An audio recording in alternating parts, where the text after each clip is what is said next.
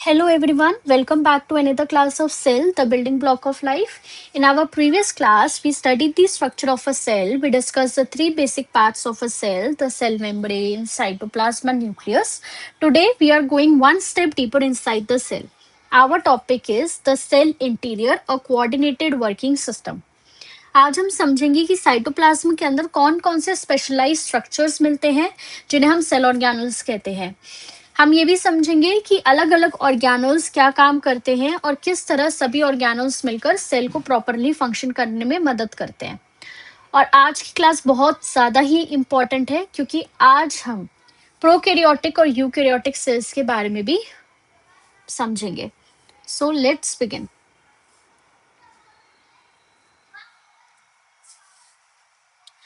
The cell interior, a coordinated working system. You have learned that most cells have three basic parts: a selectively permeable membrane called the plasma membrane, a semi fluid, jelly like substance called the cytoplasm, and a prominent nucleus. In addition to the nucleus, the cytoplasm contains several subcellular components called organelles, along with other substances present in it, most of which are only visible with an electron microscope.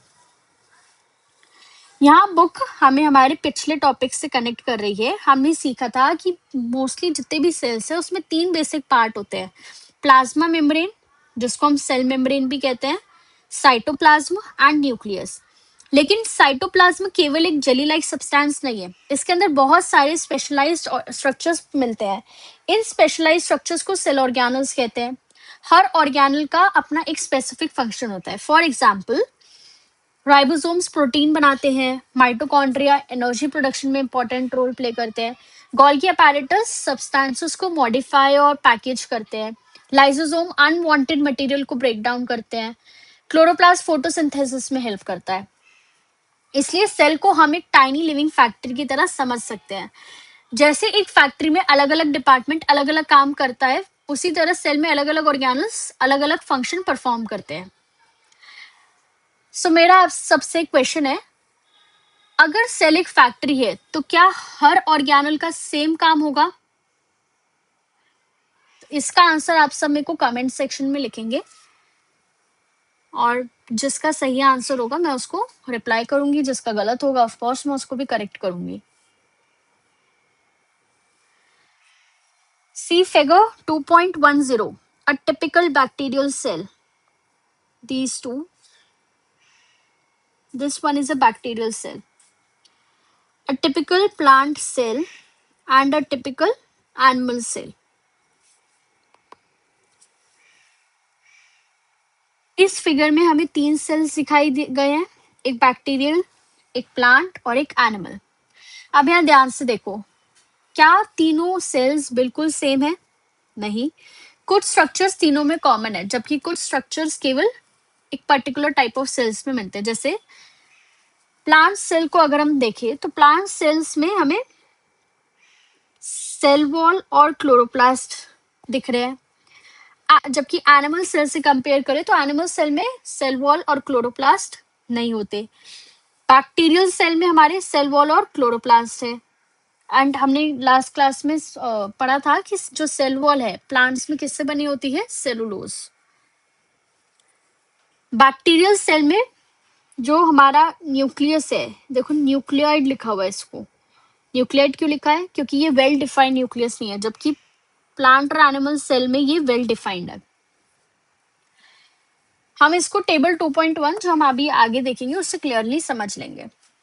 Study the given diagrams of a bacterial cell, a plant cell, and an animal cell. Observe the different structures present in each of them and record your observations in table 2.1. तो पहले हम table 2.1 ही करते हैं। ये जो मैंने अभी read नहीं करा, ये मैं अभी कर लूंगी थोड़ी देर में। सी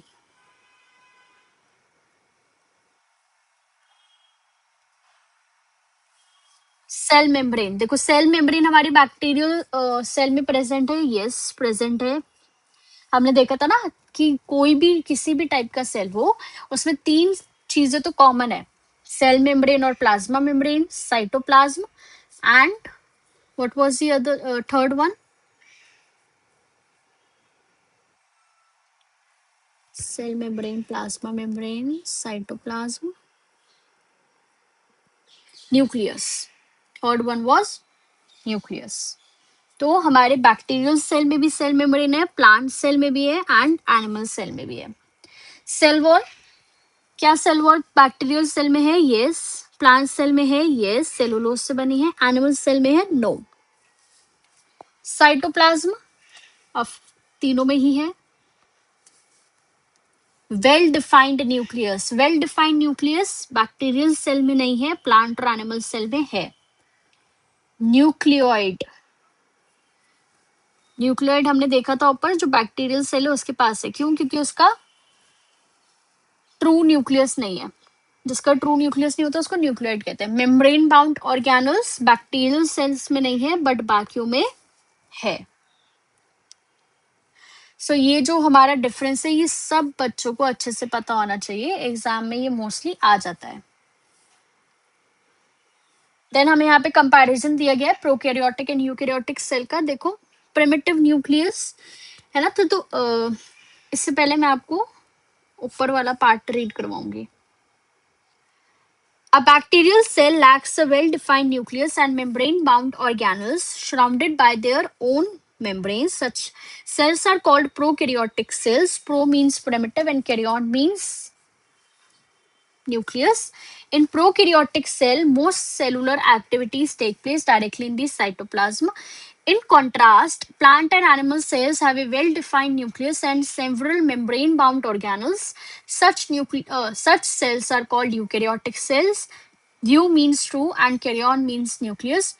More details of the characteristics of prokaryotic and eukaryotic cell is given in table 2.2. Bacterial cell में वेल डिफाइंड न्यूक्लियस नहीं होता, मेम्ब्रेन बाउंड ऑर्गेनल्स नहीं होते. ऐसे सेल्स को प्रोकैरियोटिक सेल कहते हैं.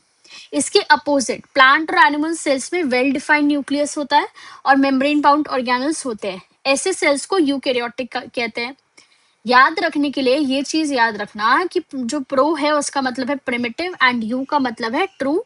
कैरियन मीन्स न्यूक्लियस, इसलिए prokaryotic means primitive type of nuclear organization and eukaryotic means true or well defined nucleus. So अब इस टेबल को देखो. कैरेक्टरिस्टिक्स प्रिमिटिव न्यूक्लियस प्रोकैरियोटिक में प्रेजेंट है, यूकैरियोटिक में नहीं है. Diameter of a typical cell 1 to 10 micrometre, इसको हम माइक्रो कहते हैं, एंड यूकैरियोटिक में 10 to 100 micrometre. Number of cells in an organism prokaryotic में यूजुअली यूनिसेलुलर, यूकैरियोटिक में कैन बी यूनिसेलुलर और multicellular. Membrane bound organelles in prokaryotic cells are absent and in eukaryotic cells are present. Membrane bound nucleus is absent in prokaryotic cell and present in eukaryotic cell. Which of these cells given in figure 2.10 fall under the categories of prokaryotic and eukaryotic cells? So prokaryotic में हमारा bacteria आएगा and eukaryotic में हमारा plant cell and animal cell आएगा, क्योंकि जो हमारा primitive nucleus है या न्यूक्लियोइड कह लो आप उसको, वो हमारे बैक्टीरियल सेल में है बट प्लांट और एनिमल सेल में नहीं है. प्रोकैरियोटिक सेल्स में प्रिमिटिव न्यूक्लियर रीजन यानी न्यूक्लियोइड होता है. यूकैरियोटिक सेल्स में प्रॉपर न्यूक्लियस होता है. जो डायमीटर है प्रोकैरियोटिक सेल्स में वो बहुत छोटा होता है, अप्रोक्सीमेटली 1 to 10 माइक्रोमीटर, और यूकैरियोटिक सेल्स में कंपैरेटिवली ज्यादा बड़ा होता है, अप्रोक्सीमेटली 10 to 100 माइक्रोमीटर. जो नंबर ऑफ सेल्स है प्रोकैरियोटिक सेल में वो मोस्टली यूनिसेलुलर होते हैं और यूकैरियोटिक में दोनों हो सकते हैं. प्रोकैरियोटिक सेल्स में मेम्ब्रेन बाउंड ऑर्गेनल्स नहीं है, यूकैरियोटिक सेल्स में मेम्ब्रेन बाउंड ऑर्गेनल्स है.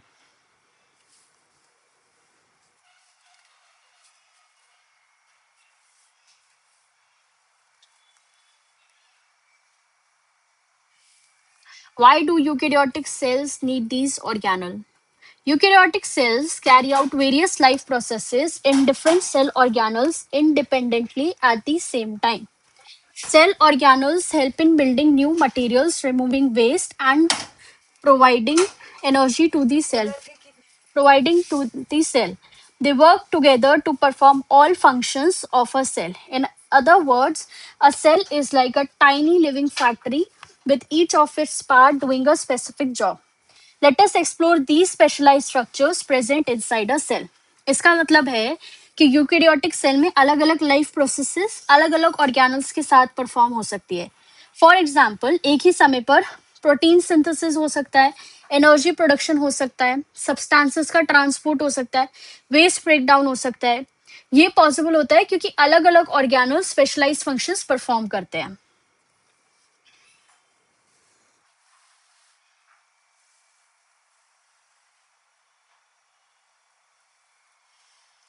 इसलिए सेल को हम टाइनी लिविंग फैक्ट्री कह सकते हैं। फैक्ट्री में जैसे अलग अलग डिपार्टमेंट अलग अलग काम करते हैं, वैसे ही सेल में ऑर्गेनल्स अलग अलग जॉब्स परफॉर्म करते हैं, लेकिन सभी एक दूसरे के साथ कोऑर्डिनेटेड तरीके से काम करते हैं।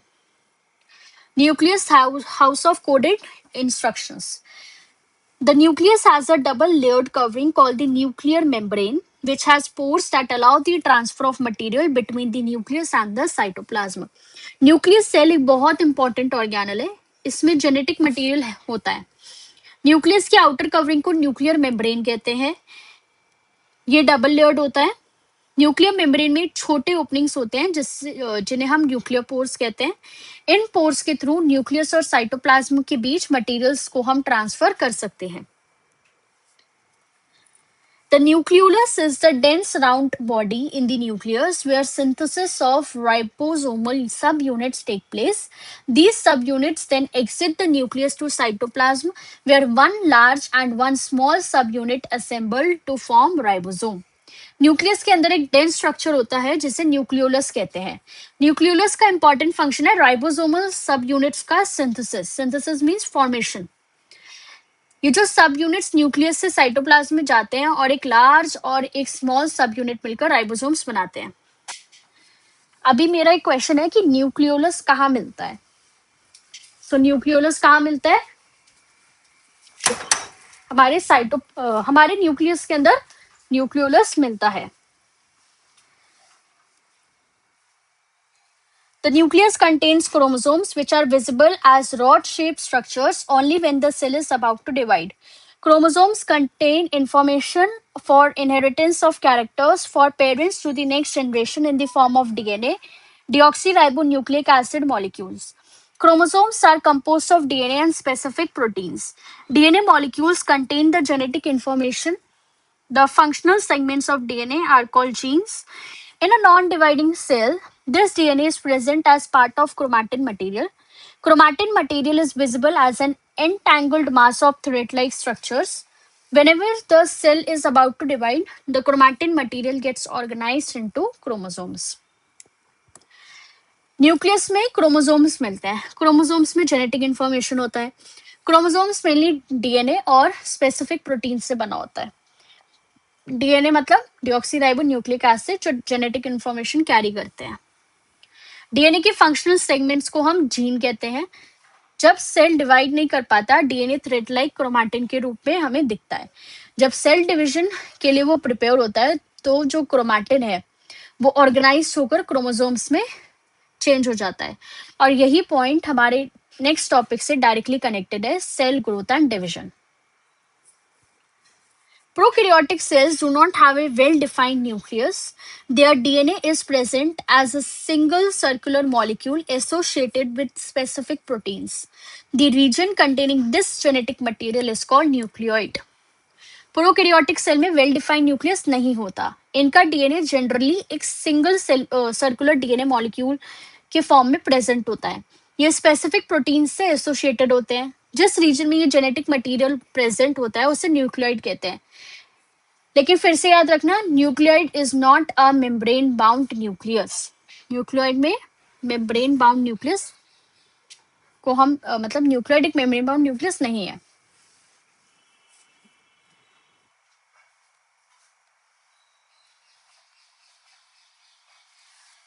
Ribosomes, the protein factories. These are tiny structures may be present either freely in the cytoplasm or attached to the endoplasmic reticulum. Ribosomes are the sites of protein synthesis. Ribosomes बहुत छोटे structures होते हैं। इनका main function है protein synthesis. Ribosomes दो location पर मिल सकते हैं। एक तो freely ये cytoplasm में present होंगे, या फिर ये एंडोप्लाज्मिक रेटिकुलम की सरफेस पर अटैच्ड होंगे। अगर एग्जाम में आपका क्वेश्चन आया वेयर डज प्रोटीन सिंथेसिस अकर, तो आप लिखोगे ribosomes.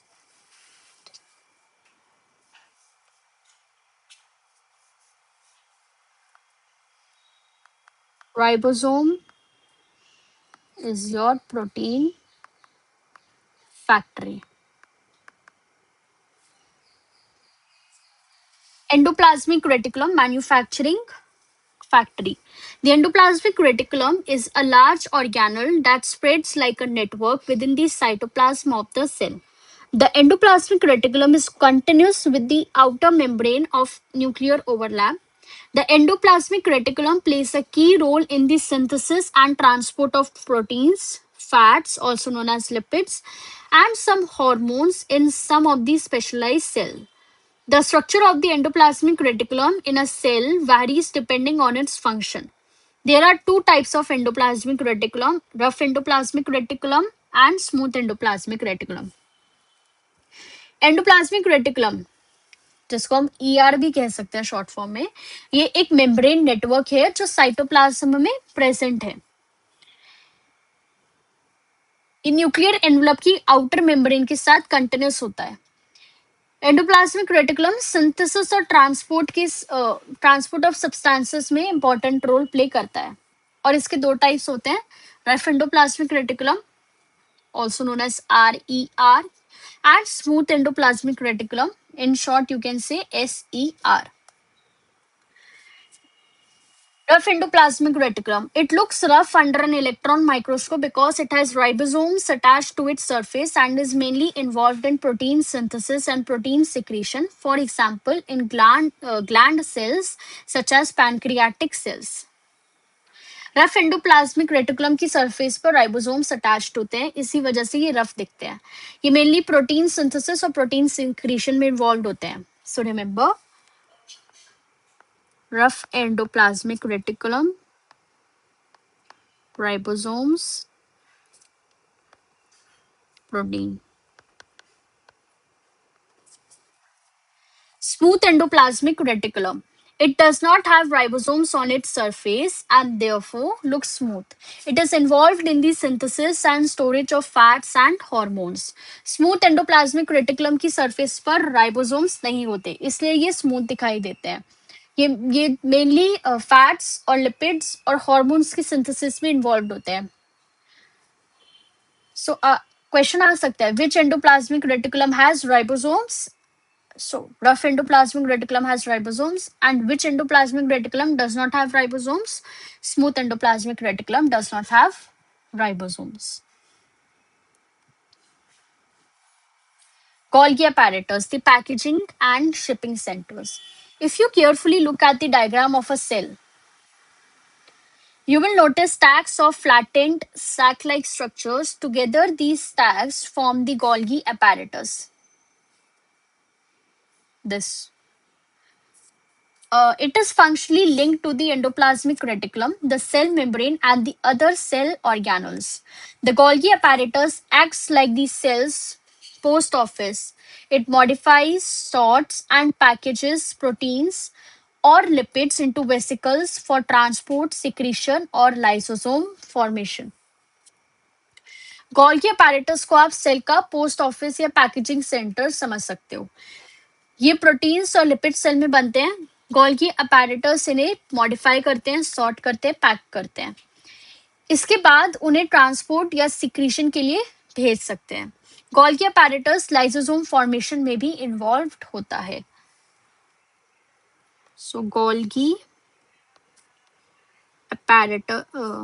apparatus modify, sort, package, ship.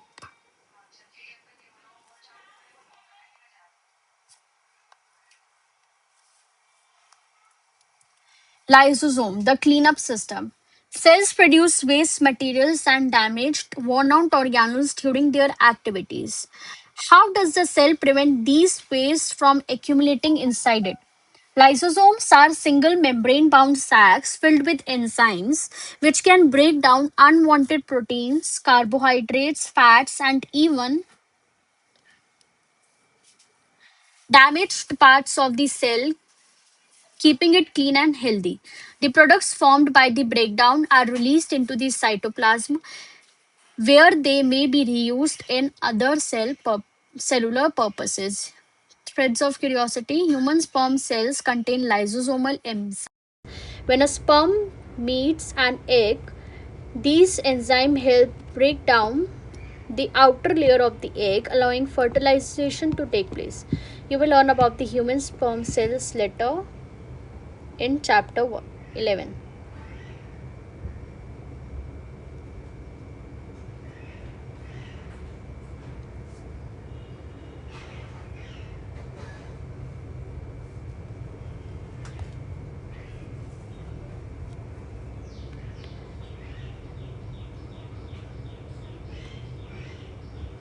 Okay, so we were doing lysosome cells के अंदर एक्टिविटीज़ के टाइम अनवांटेड मटेरियल्स और डैमेज सेल कंपोनेंट्स बन जाते हैं। इन मटेरियल्स को ब्रेक डाउन करने का काम लाइसोसोम्स करते हैं। Lysosomes single membrane bound sacs होते हैं जिनके अंदर डाइजेस्टिव एंजाइम्स होते हैं। ये enzymes unwanted proteins, carbohydrates, fats और डैमेज्ड सेल कंपोनेंट्स को ब्रेक करते हैं। इसलिए लाइसोसोम्स को सेल का क्लीनअप सिस्टम भी कहते हैं। Lysosomes digest or break down, clean up. Mitochondria, the powerhouse of the cell. Mitochondria are often called the powerhouse of the cell because they supply the energy needed for most cellular activities. Each mitochondrion is surrounded by two membranes. The outer membrane is smooth and porous. The inner membrane is folded into finger-like projections called cristae, which increase the surface area for chemical reactions and facilitate energy production. In mitochondria, the glucose and other molecules are broken down to release energy during a process called cellular respiration. You have already studied about it. The energy released is stored in the form of a molecule called adenosine triphosphate ATP, which acts as the energy currency and is used for most of the cellular activities. Mitochondria को power house of the cell भी कह सकते हैं क्योंकि ये cell की बहुत सारी एक्टिविटीज़ के लिए रिक्वायर्ड एनर्जी प्रोडक्शन में इंपॉर्टेंट रोल प्ले करता है। माइटोकॉन्ड्रिया में ग्लूकोज और दूसरे फूड मॉलिक्यूल्स सेलुलर रेस्पिरेशन के टाइम ब्रेक डाउन होते हैं, इससे एनर्जी रिलीज होती है। ये जो एनर्जी है एटीपी एडोनोसिन ट्राइफॉस्फेट के फॉर्म में स्टोर्ड होती है। एटीपी सेल्स की एनर्जी करेंसी की तरह काम करता है। So food gets broken down during cellular respiration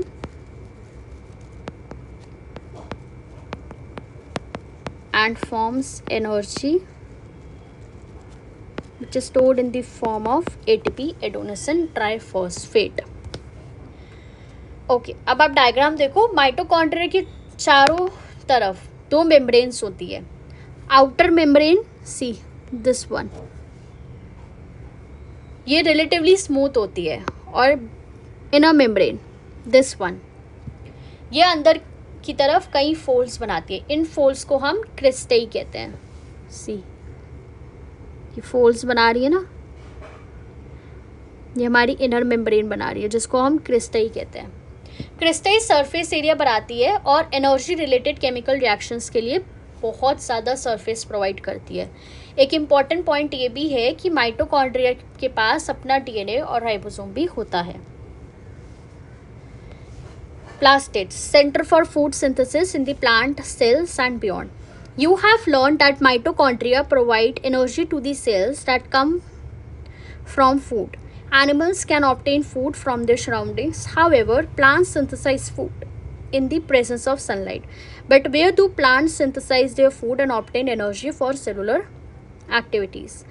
Plants use special organelles called plastids for food synthesis and storage. As you have learned, plants prepare their food by the process of photosynthesis in the presence of sunlight. A green pigment called chlorophyll, which is present in the chloroplast, a type of plastid, absorbs sunlight. अब हम plant cells के specialised organelles plastids की बात करेंगे। Plant अपने surrounding से food लेते हैं नहीं है जैसे एनिमल्स जैसे हम लोग लेते हैं। प्लांट सनलाइट की प्रेजेंस में फोटोसिंथेसिस के थ्रू अपना फूड बनाते हैं। इस प्रोसेस में plastid specially chloroplast important role play करते हैं। Chloroplasts are double membrane bound organelles like mitochondria.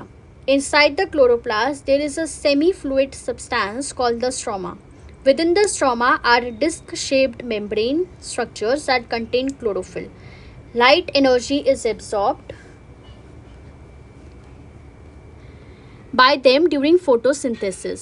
The sugar synthesized in this process are stored in stroma along with the starch granules. Chloroplast एक type का plastid है। इसमें green pigment chlorophyll होता है। Chlorophyll sunlight को absorb करता है, इसलिए क्लोरोप्लास्ट फोटोसिंथेसिस के लिए बहुत इंपॉर्टेंट है।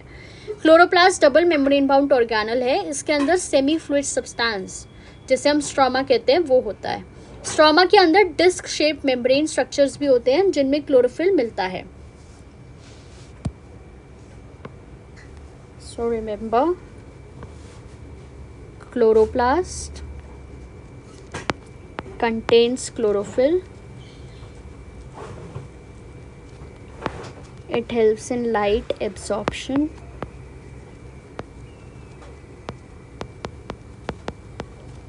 and eventually photosynthesis.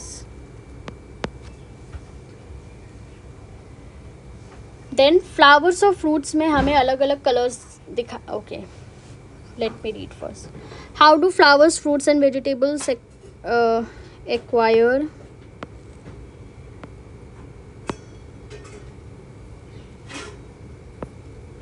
varied colors? In flowers, petals and fruits, plastids contain pigments other than chlorophyll. These plastids are called chromoplast. In Greek, chroma means color. Their pigments may be yellow, orange or red, are the source of bright colors in such flowers and fruits. Such bright colors helps in attracting pollinators for pollination and fruit-eating animals that help in seed dispersal. Flowers और fruits में हमें अलग अलग colours दिखाई देते हैं। इन colours के लिए डिफरेंट पिगमेंट्स रिस्पॉन्सिबल हो सकते हैं। क्लोरोफिल के अलावा दूसरे पिगमेंट्स वाले प्लास्टिड्स को क्रोमोप्लास्ट कहते हैं। इनकी पिगमेंट्स येलो, ऑरेंज और रेड जैसे कलर्स प्रोवाइड कर सकते हैं। ब्राइट कलर्स पॉलिनेटर्स और फ्रूट ईटिंग एनिमल्स को अट्रैक्ट करने में भी ये हमें हेल्प करते हैं। So chromoplast means chromoplasts are colored plastids, a colored pigment. Some plastids lack pigments and are thus colorless.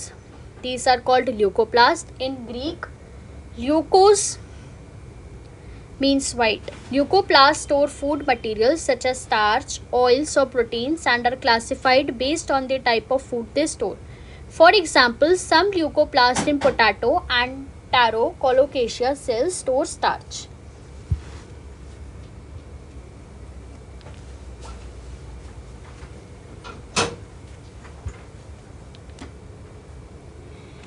So, कुछ प्लास्टिड्स में पिगमेंट्स नहीं होते इसलिए कलरलेस होते हैं। इनको ल्यूकोप्लास्ट कहते हैं। इनका मेन फंक्शन स्टोरेज होता है। ये स्टार्च, ऑयल्स और प्रोटीन्स जैसे फूड मटेरियल स्टोर कर सकते हैं। फॉर एग्जांपल, पोटैटो और टैरो की सेल्स में कुछ ल्यूकोप्लास्ट स्टार्च स्टोर करते हैं। So remember, leucoplast help in storage.